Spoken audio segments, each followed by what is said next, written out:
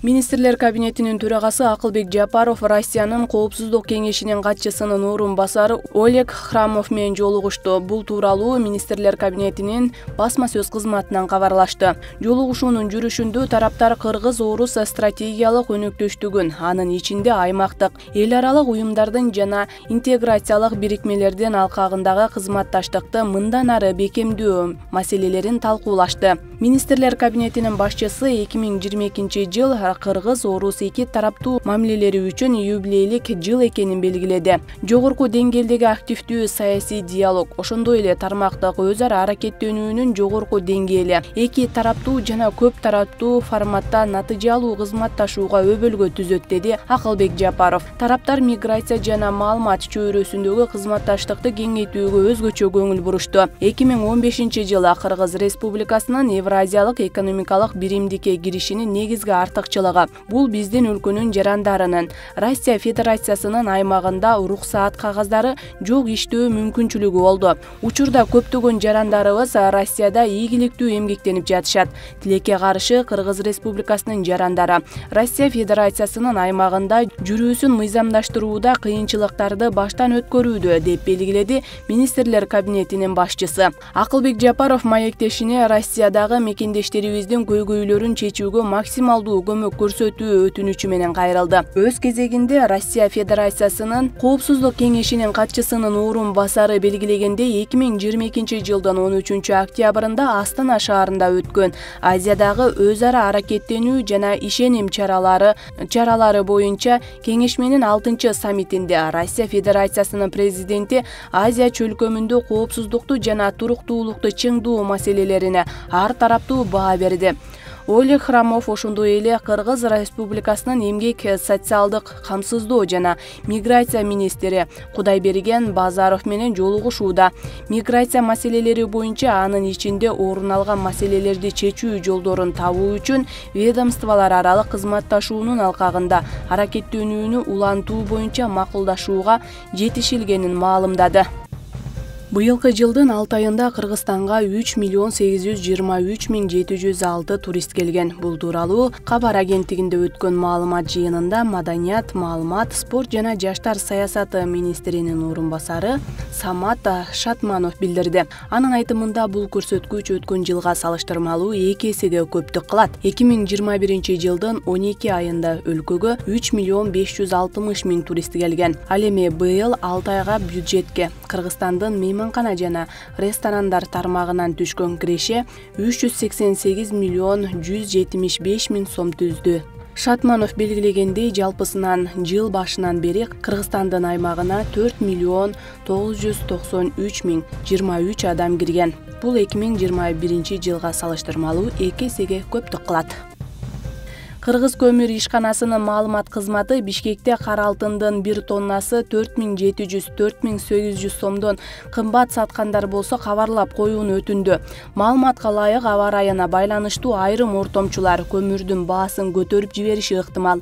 Мындан улам ишкана кара алтынды ашыкча кымбаттатып жибергендер болсо 0705 41 48 03 номерине кайрылып коюуну өтүндү. Монополияны жөнгө салуу кызматынын маалыматы боюнча Бишкекте Шабыр көл жана Кара Жыра кендеринен чыккан көмүрдүн чекене баасы 5.000 сомдон, кара кеченин көмүрү 4.300-4.600 сомдон сатылууда. Буга чейин мамлекет башчысы Садыр Жапаров өкмөт мүчөлөрү менен күзгү кышкы мезгилге даярдык көрүү боюнча кеңешме өткөрүп, анда көмүрдүн баасынын ашыкча өсүшүнө жол бербөөнү тапшырган.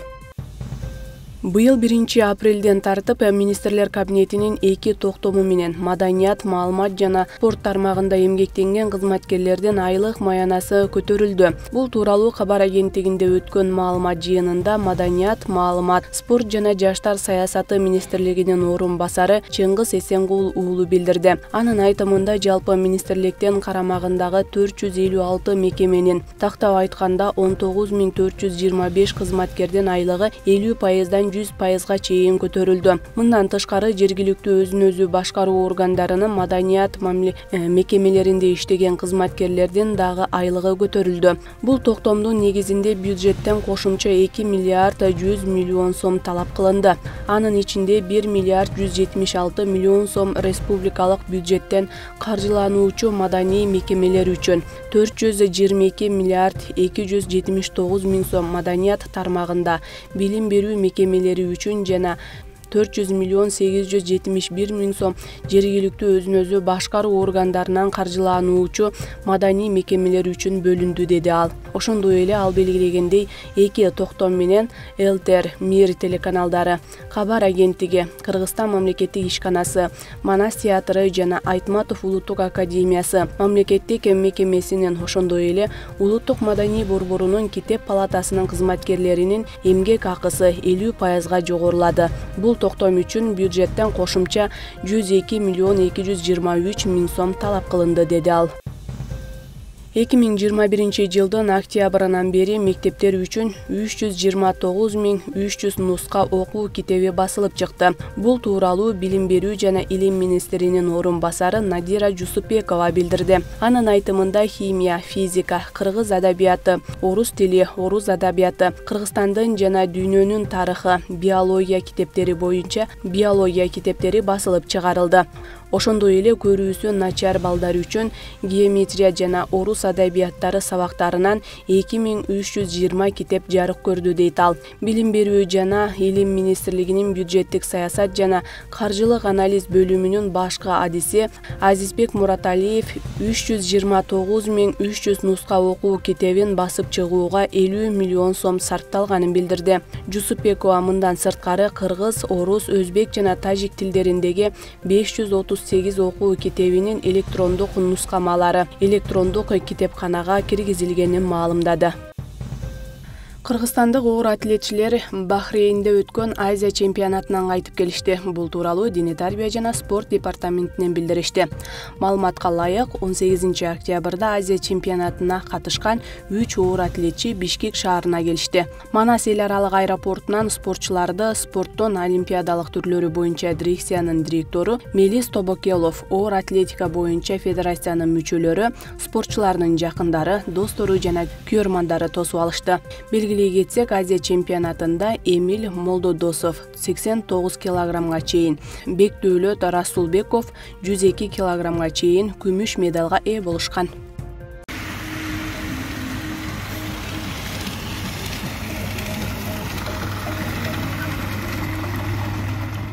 Кошумбай Мамиев көп жылдар аралыгында Ош шаарынын жүргүнчүлөрүн ташып келет. Коомдук транспортто жүргүнчүлөрдү жакшы тейлөө үчүн сапаттуу автобустар болушу керек, дейт. Айдоочу буга чейин Ош шаарына Орусиядан алынып келинген автобустарды айдап жүргүнчүлөрдү ташып келген. Анын тетиктерин таппай бир топ аракерчилик тартып келгенбиз деген айдоочу бул ирет жакынкы коңшу өлкөгө Самарканд шаарына атайын делегация менен чогуу барып, жаңы алынып келинген автобустарды жеринен көрүп келген. Анан бизде Ошто булардын сервиси бар экен.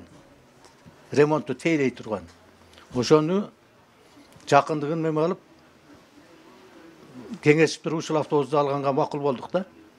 Биз берки автобустарга караганда арзан экен дешип атат. Анан азыр 4 линияга кое турган болуп атат, аябай жакшы. Кудай кааласа иштейбиз.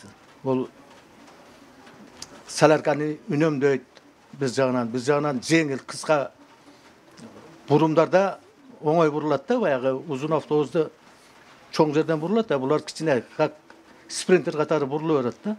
Шаарды муниципалдык каттамдар менен тейлөө оор маселе экендигин жергиликтүү бийлик моюнга алат. Буга чейин жүргүнчүлөрдү ташууда муниципалдык каттамдар 20% гана түзүп келсе, Өзбекстандан алынып келинген жаңы 50 автобустун келиши менен ал пайыздык көрсөткүч бир аз да болсо көтөрүлөт.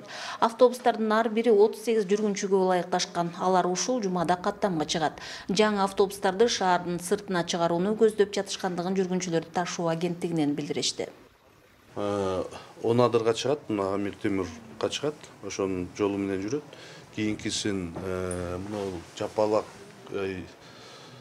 Жапалакка жетпей, мына Дача жак бар, ошол менен мына Южный Колоградок деп коебуз го. Ошол жак менен да линия коюп атабыз. Жапалак айлык башкармалыгынын ичине кирет. айылдын ичинде. Анан дагы бир линияны карап атабыз. Себеби дегенде 3 же 4 линия деп атабыз. Бирдикти бөлүшүбүз керек. Себеби дегенде булар интервал менен жылат да.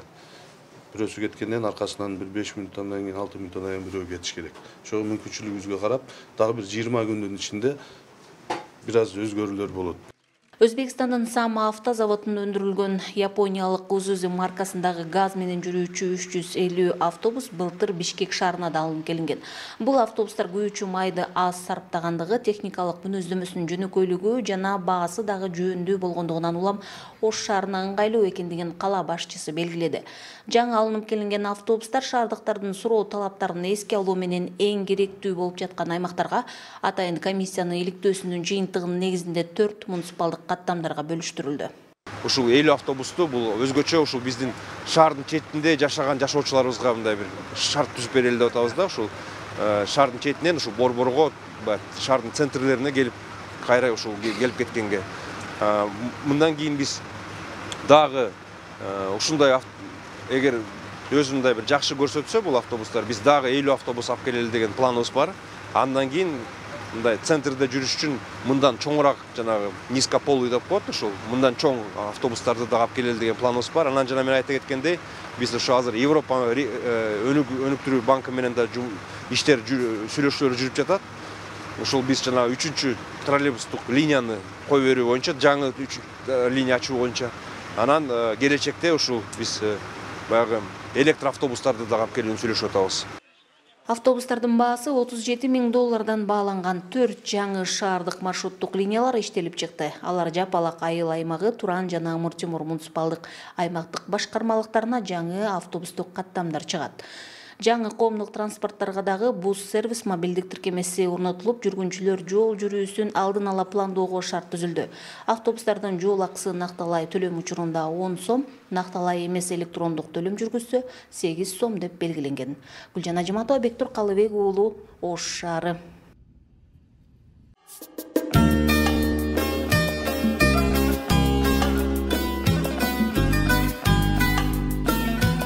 Диярбакыр Түркиянын эң байыркы шаарларынын бири. Анын тарыхы бир нече миң жылдыктарды камтыйт жана байыркы цивилизациялардын изин сактайт.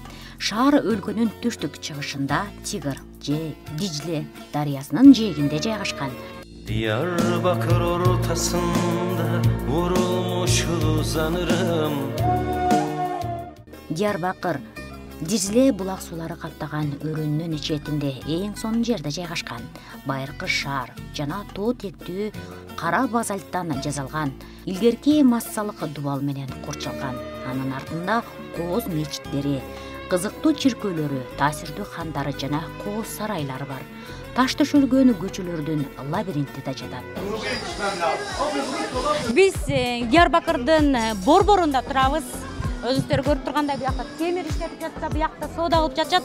Ал эми оң жагымда турган Сүлүклүү хан деген атайын бир убагында буякта караван сарай болгон экен. Сүлүклүү деген бул сүлүк курт дегенди түшүндүрөт экен. Имараттын ортосунда булак жайгашып тур.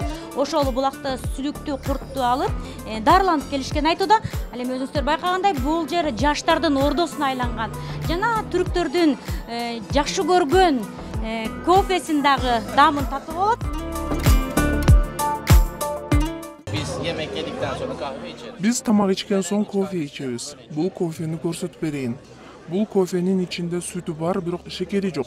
Адегенде сууну жутабыз, андан кийин лукумду жеп коебуз.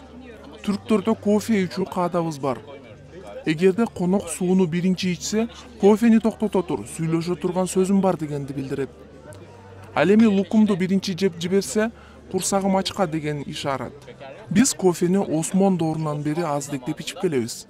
Kahve adetinde. Diyarbakır yolunda toz olmuş dağlarım. Диярбакыр өзүнүн кол өнөрчүлүгү, күмүш, баалуу металлдардан токулган зер буюмдар, керамика, жибек жана кийиз буюмдары, сайма, килем току, жез жана булгары иштетүүсү менен да белгилүү. Ушундай колго жасалган баалуу таштарды да көрсөк болот. Бул 200 лира турат экен. Ошондой эле мына өзүңүздөр көрүп тургандай, бул чырактар түрктөрдүн Осман империясынан келген, жана дагы колготулган карапаларды, идиш аяктарды жарык берүүчү, жана да кофе иче турган идиштерди да таба аласың. Албетте мунун баары тең бир гана Диярбакырда. Ошондой эле Диярбакырда ЮНЕСКОнун дүйнөлүк мурастар тизмесине киргизилген Хевсел бакчасы бар. Хевсел бакчасы Дижле дарыясынын жээгине жакын жайгашып, 700 гектарлуу түшүмдүү жер. Бакча 2013-жылы ЮНЕСКОнун дүйнөлүк мурастар тизмесине киргизилген. Диярбакырдагы дагы бир улуттук мурастардын бири бул Хевсел бакчасы болуп саналат. Анын аянты 7 километрди түзүп, 2013-жылы бул ЮНЕСКОга киргизилген. Жана ошондой эле бул жерде 185тен ашык куштун түрлөрү бар. Андыктан Туркия Республикасы бул жерди көздүн карегиндей сактап, корукка алган экен. Хевсел бакчасына бир катар келген куштар эс алуу үчүн конушат. Түштүк чыгыш Анадолунун эң чоң канаттуулар коругу болуп эсептелинет. Маселен, узун буттуу карыя жана бал бадал, кадимки жылан бүркүтү, үй үкүзү жана кестерел жана башка көптөгөн канаттуулардын түрүн көрө аласың. Белгилей кетүүчү жагдай, коруктун аймагына суусар, түлкү, кирпи да кездешет.